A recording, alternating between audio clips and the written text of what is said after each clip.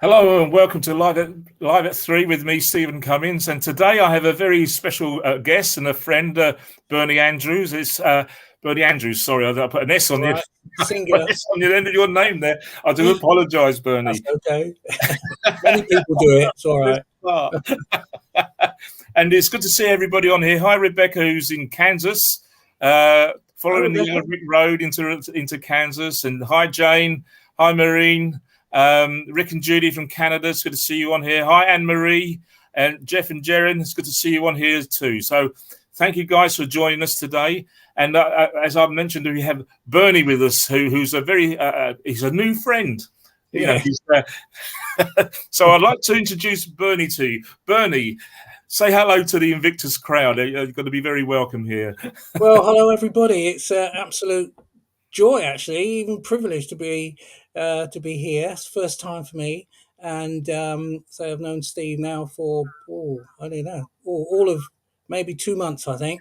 But we've got on really well. You know, we've just had a really a great blast in the time that we've been together. So, you know, it just feels like one of those friendships that you don't work at. You know, it just seems to happen. So it's been a privilege. So great. Bless you, Steve. Thank you very much, Bernie. Thank you. It's I feel the same way too. It's one of those God-given friendships, you know. It's sort of one of those bro things, I think, isn't it? They call it. Yeah.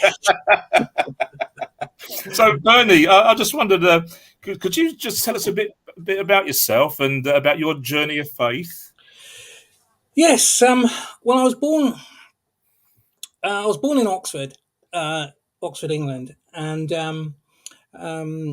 my childhood was kind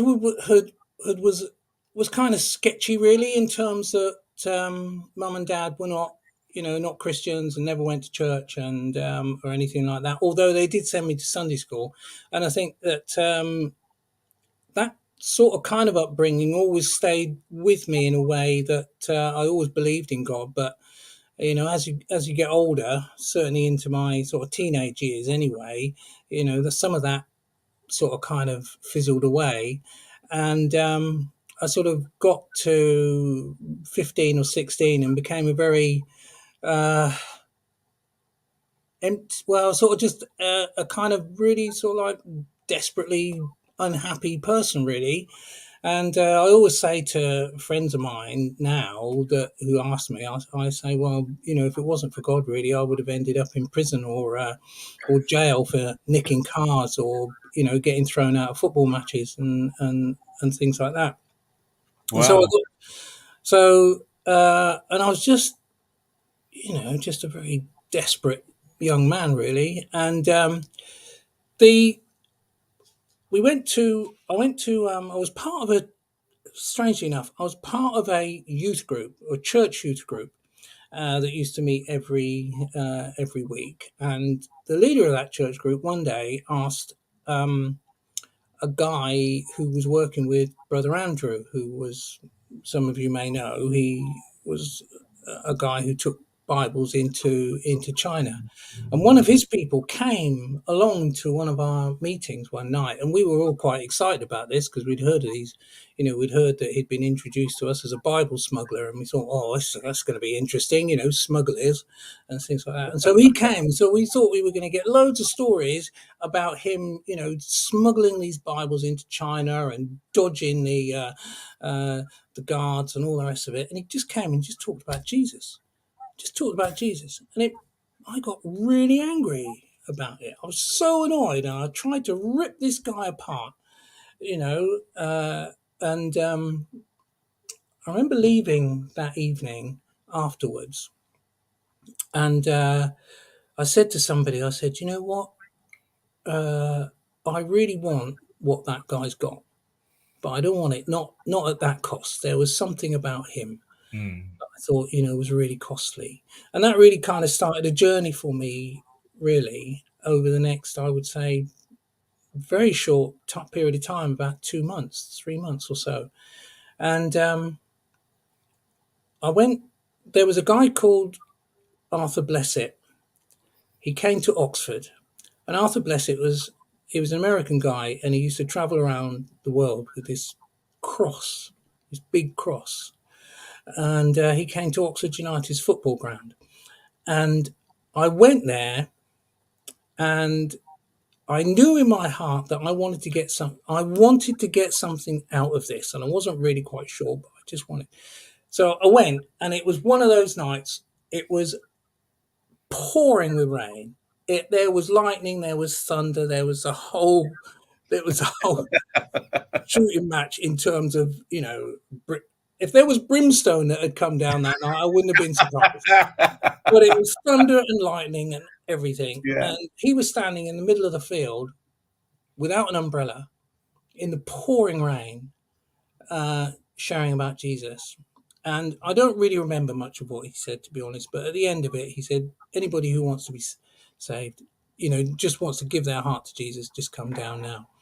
And I got up, and the person I was with, I thought that they would come as well. So I sort of looked around and said, "You coming?" And they said, "No." And I just said, "Well, I'm going." So I went, and I just gave my heart to the Lord that night. And all that emptiness, all that bitterness, all that anger within me actually disappeared that night. It Wow. went. It went, and I couldn't fully describe it. All that I knew was that the moment that I'd asked Jesus in, he actually dissolved all of that hate, all of that bitterness, all of that depression, Wow. all of that frustration. It went, and it went. And I remember 2 weeks later, lying in bed, feeling a little bit introspective and a bit low, really. And I thought then, though, that there's no turning back, really. I thought even at that moment, there's no turning back. I cannot give away what I have now, what God Wow. has given to me. I cannot give it away. So that was really kind of how I came to the Lord, and some of the processes that went on afterwards. And That's incredible. That's how is how God arrests us sometimes, isn't it? How yeah, his spirit just comes in and yeah, transforms us inwardly. It's yeah, so it's like the salvation is complete at that moment. yeah, It's like yeah, he yeah, leaves nothing undone. yeah. Right. The amazing thing, actually, Stephen, was that uh, I I don't think I really knew what the result of giving my life to Jesus was. It was sometime later, when I was reading the Living Bible, which I tell you is a fantastic Bible, and I love it. And I was reading the Living Bible, and I got to that bit in Romans 3, where, and at the top, the headline was, you know, being good is not good enough. And I read down, and it just I I understood then that it was believing in Jesus that would save me, not my good works. And I just remember thinking, oh, that's it. That's what it's all about. I remember going to another meeting soon after that, and I sort of kind of gave my life again, because this time I knew I understood what it was all about. Wow. So that was great, and yeah, it was. And next year, I will have been 50 years a Christian. So it's my Jubilee year next year. Oh, fantastic! Well, that's going to be a big celebration every year. Then the whole year, Well, you can celebrate the whole it's year. going to be very interesting to see what happens. Yeah, not just Yeah, a day. You're going to have to celebrate the year. Oh, that's yeah, fantastic. yeah. Yeah. Well, So as you in how many did how do I put this?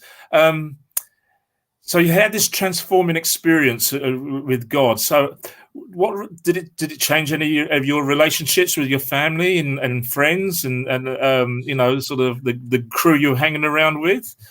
it did. I mean, the girlfriend that I was going out with for nearly 2 years, that finished. That just finished because um, there were things. Well, there was just nothing. I had changed so much that, and really, there was no. It it caused us to separate, and that was the right thing to do. Actually, Mhm. she said it was right. She said it was right for you to go your way, even though she couldn't go that way, and that's fine. That was fine. Um, I think my relationship with my dad did grow better because it hadn't been very good for really for most of my life. But I think um, in the time after that, we definitely grew closer, and we definitely talked more and shared more, and grew closer over the years afterwards.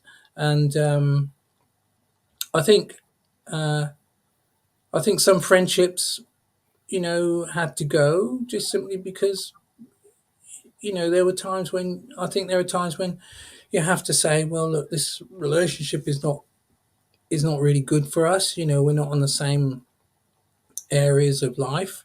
Even though you talk to one another and you share, we did share with them, particularly, and my best friend actually got saved shortly afterwards, and um, the uh, so our relationship and the relationship that we had with the other people in the group just changed, and we wanted to be in church. We wanted to be more involved with what we were doing there, and that kind of clashed with the youth group that we were in, and basically the youth group sort of folded because we just knew that we had to go, God's way, I think, and we knew that that was where it was, and there were things that we had to, cut off and and loose really. So, so Yeah. yes, in those days there was some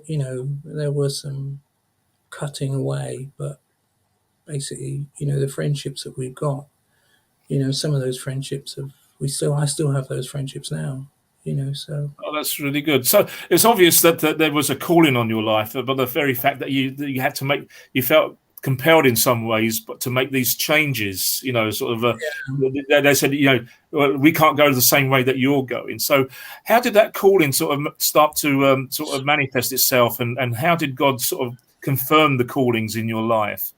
Well, I think I was 19 when I got saved, and I think often with these things, one thing I've learned over the years is that God is much more concerned about fulfilling His word than necessarily the length of time it takes.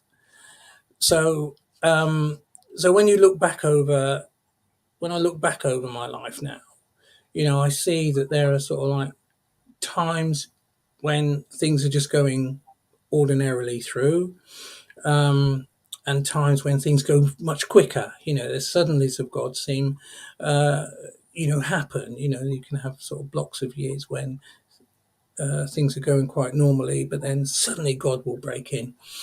And I think that was very much the case with me. And I remember Margaret, my wife, and we moved from Oxford to Colchester in 1989, and that was really, I would say, the start of us moving into, well, definitely moving into sort of prophetic ministry and things like that. And I remember that in probably around about 92, 93, I had three very distinct words in different places by different people, uh, about um, about moving into the prophetic, about being prophetic, and a mantle of the prophet uh, on me. So, which is kind of typical of me, because God sometimes has to tell me three times before I actually understand what He's saying, The or feeling, you yeah. know. So I'm grateful that he does that, because by the time God said the third time, I'm thinking, well, time to start taking this seriously, really. And that really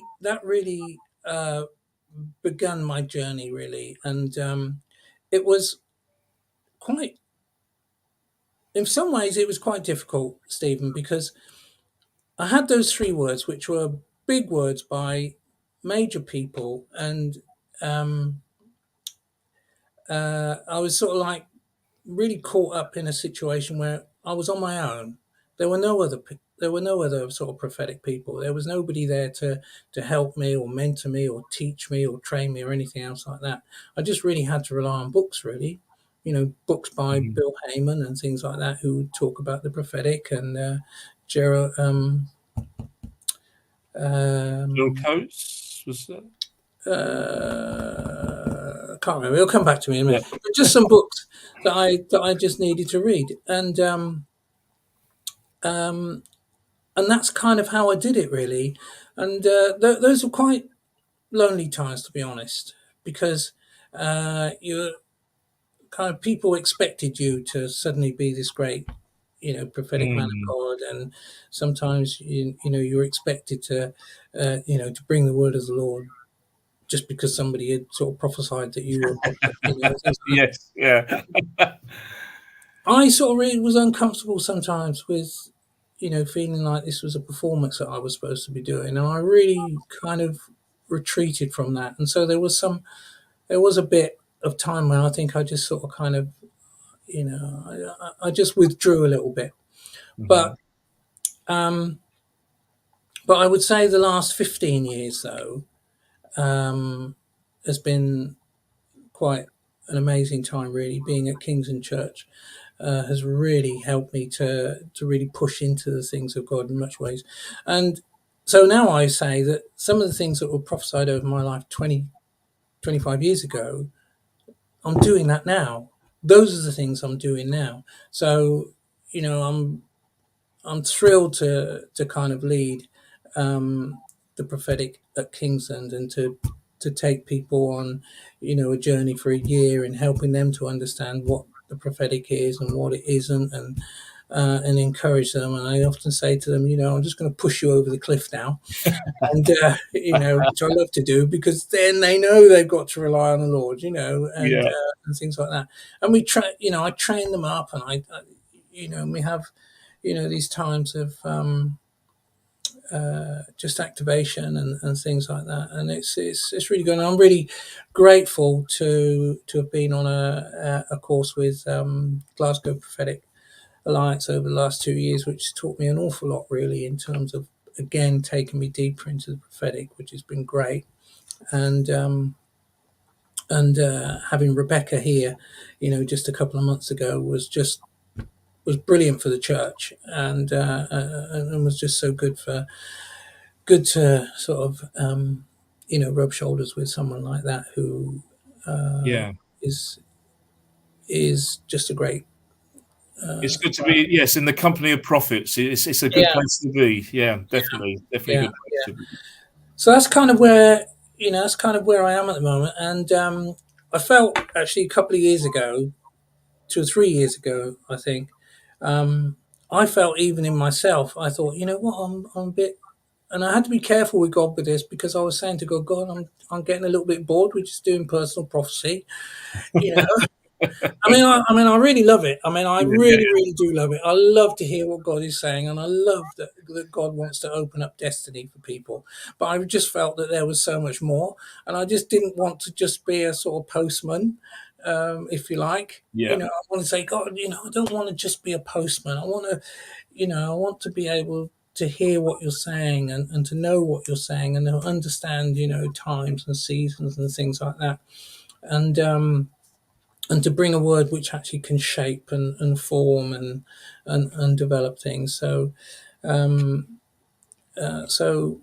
again, just this almost the last few weeks, really, it's been good at Kings, and we've got some new initiatives. And one of the things I've been saying to the leaders there is that I say to the leader there, particularly, our pastor, you get loads of words, and I think that sometimes it's like too much, some words must go flying past you, and then you think there are some words, well, I don't know what to do with them. What do I do with them? That's where I think it's important for prophets, not just to bring a word and walk away, although sometimes it is like that. But I think sometimes we have to understand what God is saying and help people to understand what God is saying. And I think that's where that partnership between prophets and pastors or senior leaders is really important. But you can't do that unless you've got relationship, and you've got integrity, and that you love them, and not just bringing a hard word just for the Yeah, sake of it. you love the church. Yeah, you love the Yeah, people. Yeah, that's yeah, that's the key, isn't it? I mean, I'm absolutely. often caught up with the story of Jeremiah, where how he has a hard word for Israel, and yet he stayed and endured with them, through the whole thing, and he Yeah, even suffered even more so in because they punished him for the yeah, words he was bringing. yeah, Um, but he endured because and his heart was breaking for the people, and I think absolutely. that's that's part of the mantle of the prophet, I think. And I think it's Mm, quite interesting when what you were saying, that you had no one around you to mentor you, but I see that as an opportunity for God to develop your own unique voice. yeah, So you're not an echo of somebody else, but you no, have a true, authentic voice. yeah, Um, because there's no one else around you that you sound like, yeah, so that was a absolutely. gift in itself. Yeah, yeah. And actually, I love Jeremiah. I mean, I talk to some people, they think, oh, they read through Jeremiah, they just want to get through it as quickly as possible. Actually, Jeremiah, I mean, such integrity about him. The fact that he was in a dungeon or dungeon for 2 years, and he gets called up and they say, right, what's the Lord saying? And you better make it good, really. It's, Yes, it's exactly. Yeah. basically what they're saying. And he tells them exactly the same prophecy he told them 2 years ago. And I think, Yeah. there's a man who will only say he'll only say what God's saying. And that's what I say to the guys that I teach. I said, you've got nothing to say unless God says it. You know, Exactly. as Yes. far as being prophetic is concerned, you have nothing to say unless God's saying it.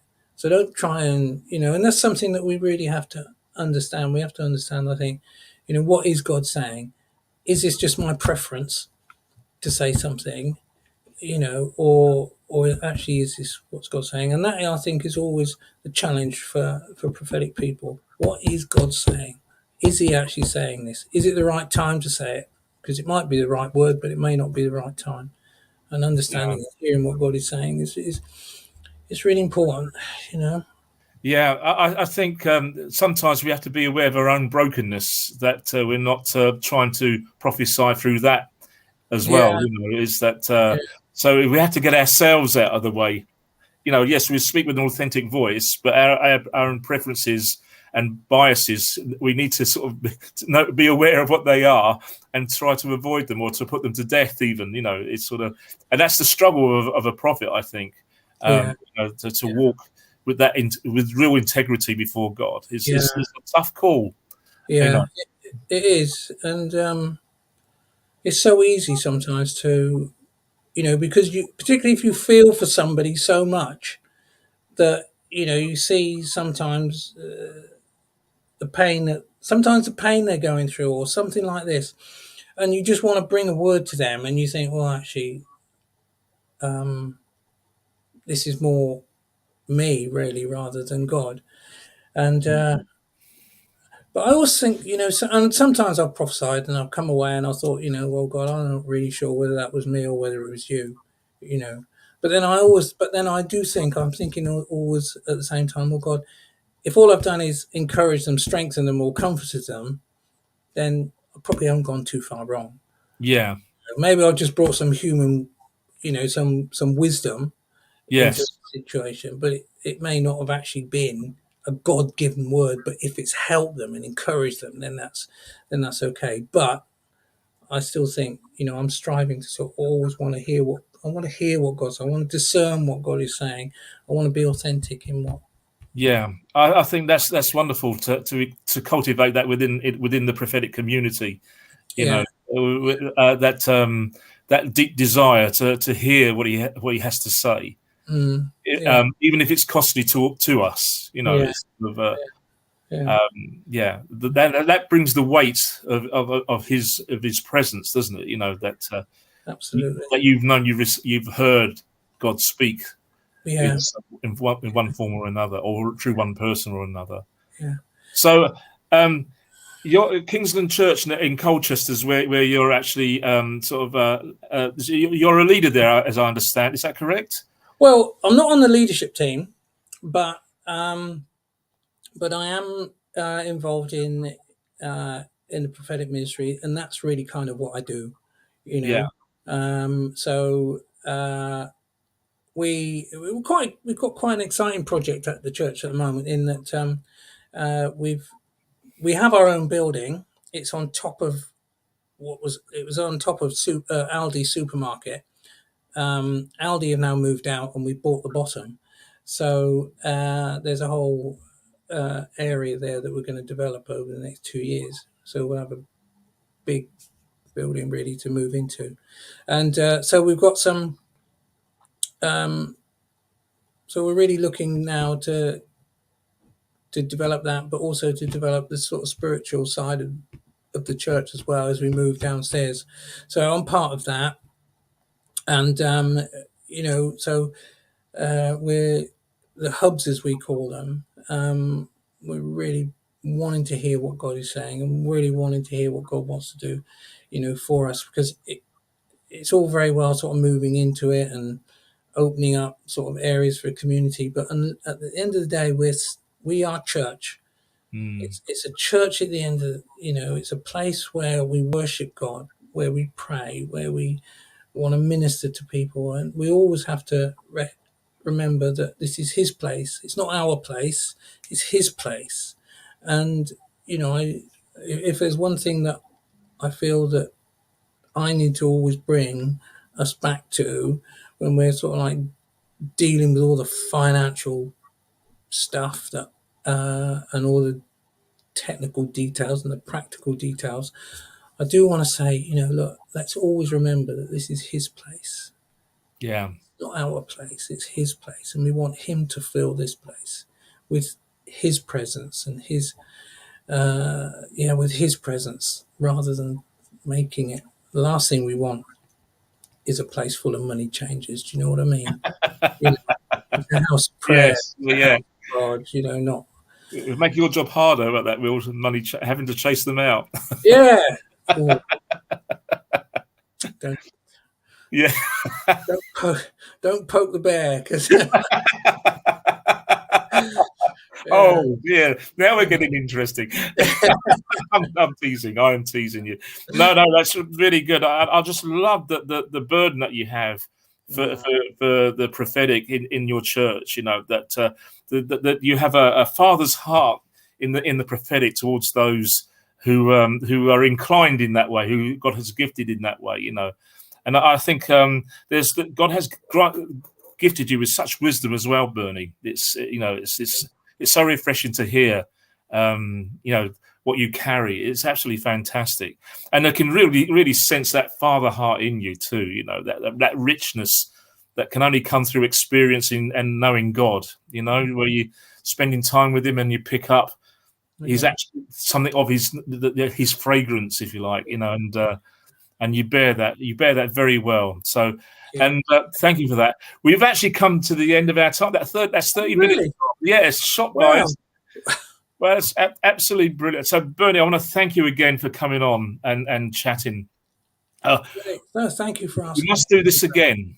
Yeah. Oh, I've got some other things I would have said, but I'll keep them for next time. Really? Well, we can go another. Do you want to go a bit further, or do you want to?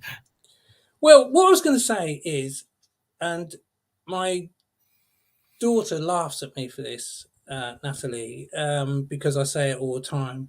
But one thing that I often say to the young people in church here, and I say to them, look, what God is calling you into, He doesn't call you into something and then call you a grasshopper.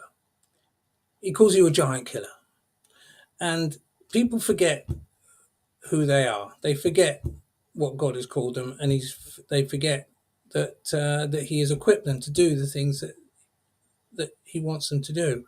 So you have a classic situation of Israel going into the promised land the first time and saying, they send the spies in, the spies come back and they say, we were like grasshoppers in their eyes. In fact, we heard them say they are like grasshoppers, and that's exactly what we are. And from that moment, they forgot who they were. God didn't send them in as grasshoppers. He sent them in as giant killers. And I think it's really important that we understand, who God has called us to be. So that when we go into places, and sometimes they're places that we've not been to before, we've not gone somewhere, and it's a bit scary because it does look like there are a lot of giants in the place. But we have to remember who God has called us to. We don't need to get, arrogant about that, but we just need to know who we are in God, and trust that God has called us. If he's called us into something like that, then he's going to equip us to do it, and he will go before us, just as Joshua and Caleb said, that if God is for us, then, who can be against us?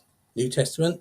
But so those things are really important for me. And I do say it to our young people all the time, that you are not a grasshopper.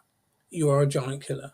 And that God has called you into something, and he will equip you. And he won't tease you by sending you in dressed as a grasshopper. He sent you in as a giant killer. Because too many people have had their destinies robbed from them because they were convinced by somebody that they were something that they were not.